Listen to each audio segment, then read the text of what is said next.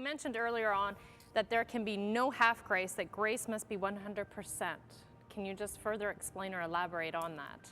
Well, you know, it's a part of the equation. You cannot have half grace because then there's no grace at all. In other words, grace means free. It's a gift. How can something be half a gift? Imagine your husband, Nathan, on Christmas morning.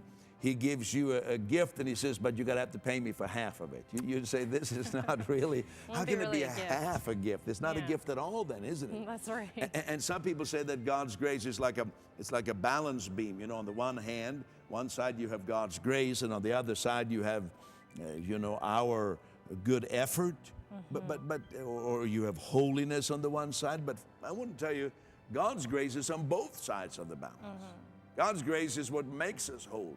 God's grace is also what forgives us from our sins, and then it enables us to live godly. So there's not grace on one end of the scale and then something else on the others to kind of keep it all even. No, God's grace is on both sides. Does that make sense? It does make sense. So you're saying holiness, and I guess you could even say the law too. It's not on both ends of the spectrum. No, the law is done away with. Christ is the end of the law for righteousness.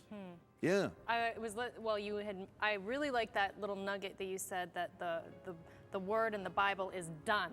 You know, so many people see it as what they have to do. You know, it's such a nugget. No, and it is done, it is accomplished. And so if you want to bring it down, because sometimes for teaching purposes, it's good to bring it down to just one word.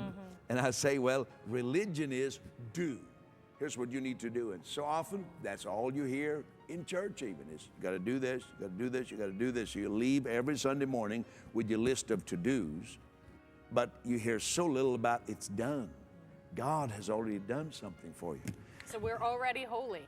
We're not trying to be holy. Well, it's not my opinion. Read the book of Hebrews. It says that He became our sacrifice once and for all to make us holy. So that's done.